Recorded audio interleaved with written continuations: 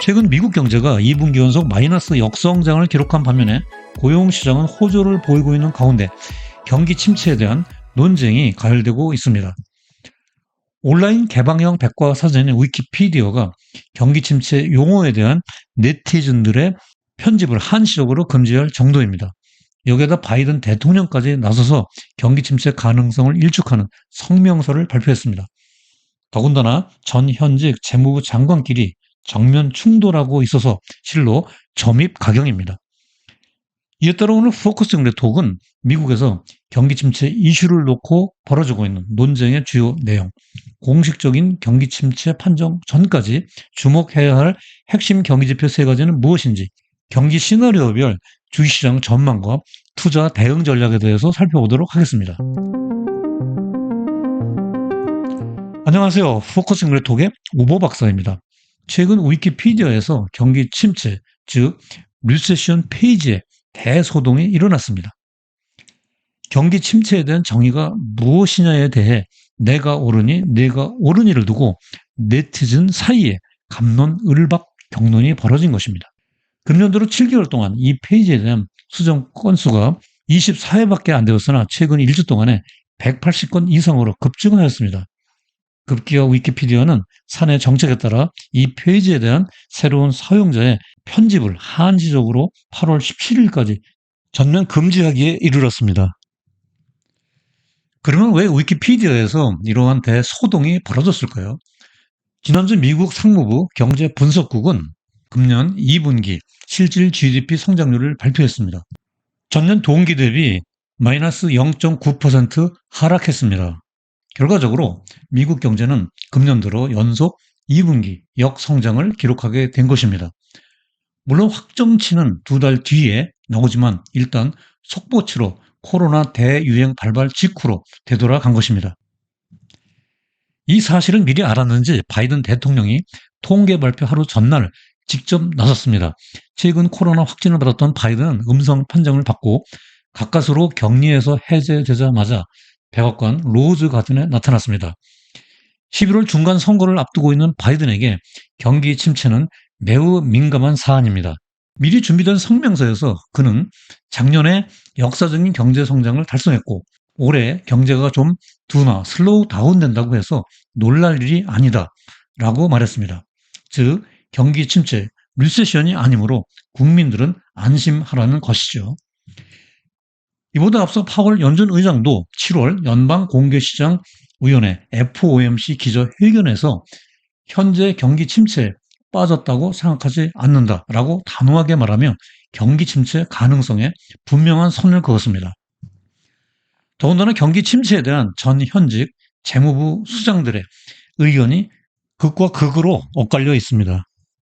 현직 재무부 장관인 옐런은 올해 2분기 연속 마이너스 성장을 하더라도 신규 일자리 창출과 강력한 고용 시장을 고려할 때 지금은 경기 침체 상황이 아니다라고 말했습니다. 지난 일요일 MBC 방송에 출연해서 한 말입니다.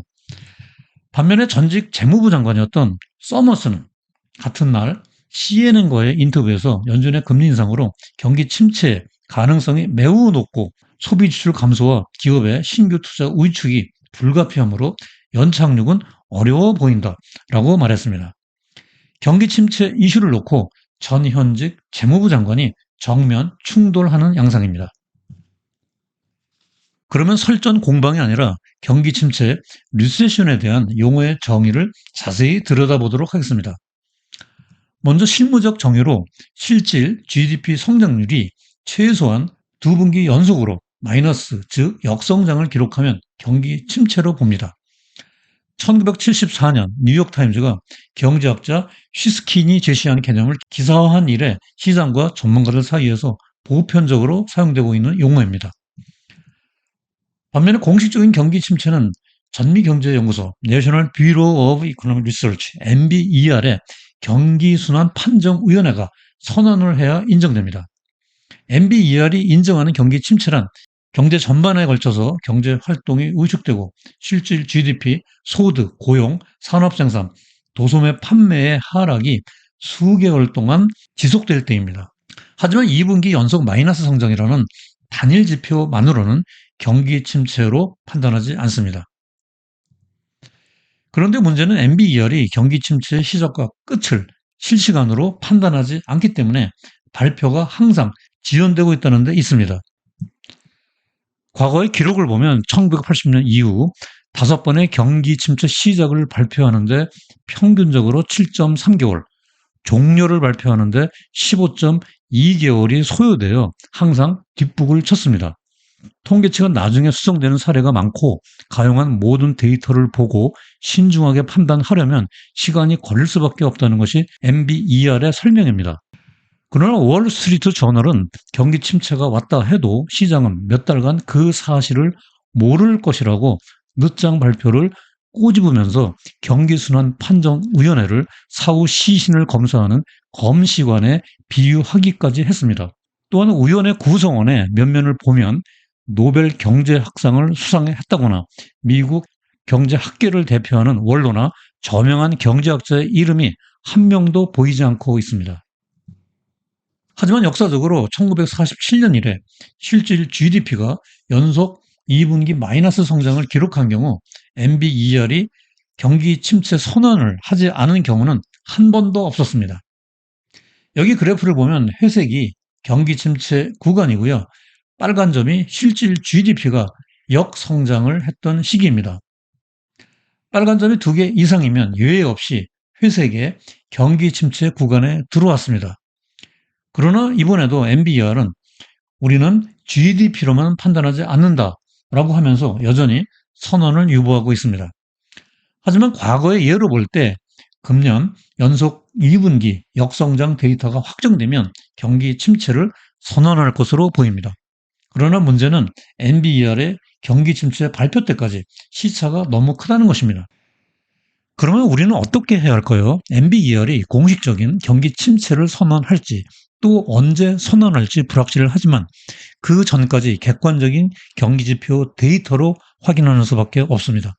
지금부터 3가지 핵심 경기 지표를 하나씩 살펴보도록 하겠습니다. 먼저 장단기 금리 차이입니다.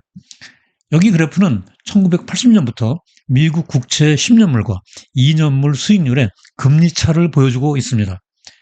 이 기간 중 장단기 금리가 역전되면 예외 없이 회색으로 표시된 경기 침체가 왔다는 팩트를 확인할 수 있습니다. 8월 5일 현재 장단기 금리차가 역전되어 마이너스 0.41%포인트까지 벌어져 있습니다. 이는 20년 전 닷컴 버블 붕괴 때 이후 최대 수준입니다. 장단기 금리차 역전은 2살 아기가 10살짜리 초등학생의 키보다 더 큰 것에 비유할 수 있습니다.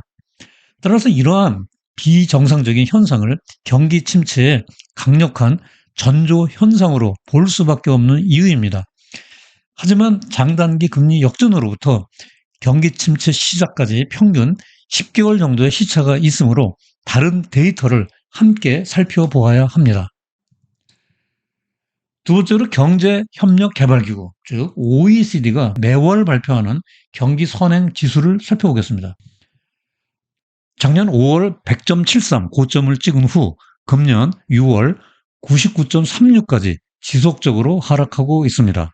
이 지수의 기준점은 100입니다. 그 이상은 경기 호조, 그 이하는 경기 악화를 의미합니다. 이 지수에도 시차가 있는데요. 100 이하로 하락하면 평균 6에서 9개월 이후 경기 침체가 찾아온다는 것이 역사적인 경험입니다. 세 번째는 고용지표입니다. 지금까지 연준이 기준금리 인상의 가속 페달을 밟은 자신감은 견조한 고용지표로부터 나온 것입니다. 현 상황이 경기 둔화일 뿐 경기 침체가 아니라는 바이든 행정부와 파월 연준 의장의 해석의 근거이기도 하지요. 8월 5일 발표된 7월 실업률은 지난달보다 0.1%포인트 낮아져서 3.5%를 기록했습니다. 이는 1969년 이래 53년 만에 최저치입니다. 비농업 부문 신규 일자리도 52만 8천 개로서 시장의 예상치를 2배나 껑충 뛰어넘었습니다. 이 정도면 코로나 대유행으로 잃었던 일자리를 모두 회복했다고 볼 수 있습니다. 다만 6월 구인 건수가 5월 대비 5.4% 감소하여 3개월째 하락하고 있습니다. 지금까지 분석한 핵심 경기 지표 내용을 정리해 보겠습니다. 실질 GDP가 역성장을 보인 가운데 장단기 금리차 역전, OECD 경기 선행지수 100 이하 하락은 경기 침체를 알리는 분명한 시그널로 해석할 수 있습니다. 하지만 고용지표가 여전히 견조하기 때문에 앞으로 경기 상황 추이를 파악하기 위해서는 고용시장 지표에 주목해 볼 필요가 있습니다. 연준이 기준금리를 정할 때 실업률과 비농업 부문 신규 일자리 수 등 고용 지표는 개인 소비 지출, PCE 물가 지수와 함께 매우 중요한 판단 기준이 되기 때문입니다. 블룸버그 보고서에 따르면 1950년 이후 S&P 500 지수가 정점을 찍은 후 경기 침체가 시작되기까지 평균 6개월이 걸렸습니다. 반면에 경기 침체가 종료되기 3개월 전에 이미 바닥을 쳤고요. S&P 500은 지난 1월 3일 4,796포인트로 고점을 찍었습니다.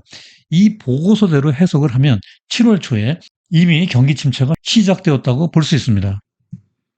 여기 이 표는 인베스코 자산 운용사가 1927년부터 2020년까지 93년간 미국에서 경기 하락과 S&P 500 지수에 대해 분석한 자료입니다. 보고서에 따르면 약세장이 경기 침체를 수반했을 때 고점에서 저점까지 15.5개월 동안 최대 낙폭은 마이너스 43.2%를 기록했습니다.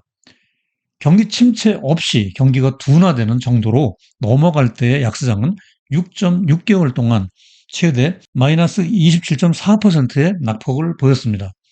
평균적으로는 경기 하락 기간 중 고점에서 저점까지 10.6개월 동안 최대 마이너스 30.5% 하락했습니다. 다음으로 경기 및 약세장 시나리오별로 향후 전망을 해보겠습니다. 첫 번째 시나리오는 경기 침체 없이 약세장이 빠르게 회복되는 경우입니다. 이 경우 앞에서 인베스코 자료에서 최대 낙폭이 마이너스 27.4%였습니다. 금년 S&P 500 지수의 지금까지 YTD, 즉 Year to Date 낙폭 마이너스 23.5%와 큰 차이가 없습니다. 이 경우는 1차 저점이 바닥이 되고 이미 50일 이동 평균선을 돌파한 S&P 500 지수는 상승세로 반전될 가능성이 높습니다.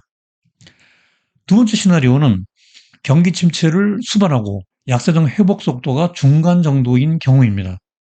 이때는 몇 차례의 베어마켓 랠리와 조정 하락세를 보인 후 반등할 것으로 보입니다. 세 번째는 경기 침체가 수반되고 약세장이 느린 회복세를 보일 때입니다.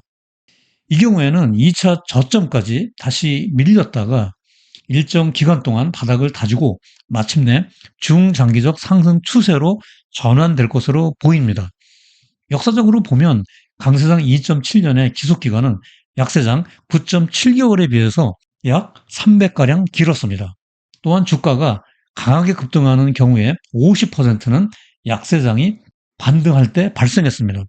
따라서 이때가 가장 힘든 최악의 시나리오이긴 하지만 역발상으로 보면 최선의 매수 기회이기도 합니다. 이상에서의 데이터 분석을 종합해 볼 때 시나리오별로 가능성이 높은 순서대로 나열을 해보면 2번, 1번, 3번 시나리오 순으로 전망해 봅니다.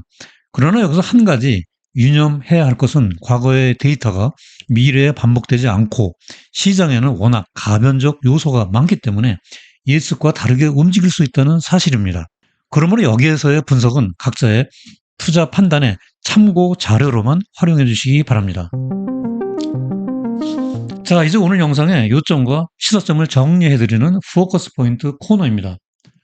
첫째, 미국 경제는 금년 들어 연속 2분기 마이너스 역성장을 기록했고 바이든 행정부와 연준이 여전히 경기 둔화, 슬로우 다운이라고 주장하는 가운데 경기 침체, 리세션 논쟁이 가열되고 있으며 둘째, 전미경제연구소 NBER이 공식적으로 경기 침체를 판정하기까지 시차가 크므로 10년물과 2년물 국채의 장단기 금리차, OECD 경기 선행 지수, 실업률 등 경기 관련 핵심 데이터로 경기 상황을 파악해 나가야 하고 셋째, 향후 경기와 약세장의 회복 속도의 차이에 따라 베어마켓 랠리, 저점 통과, 강세장으로의 반전 등에 대한 시장 전망이 상이하므로 시나리오별 투자 전략으로 대응해 나갈 필요가 있다라고 정리할 수 있겠습니다.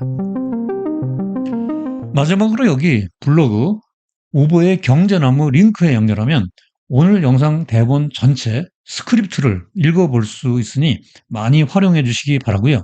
포커싱 레톡은 뿌리가 단단하고 줄기가 꼿꼿하며 잎새가 풍성한 경제나무를 가꾸면서 항상 시청자 여러분들의 행복한 경제 생활을 응원합니다. 다음에도 더 유익하고 재미있는 영상으로 시청자 여러분들을 찾아뵙겠습니다. 오늘 영상 도움되었다면 구독과 좋아요 부탁드리고요. 끝까지 시청해 주셔서 대단히 감사합니다.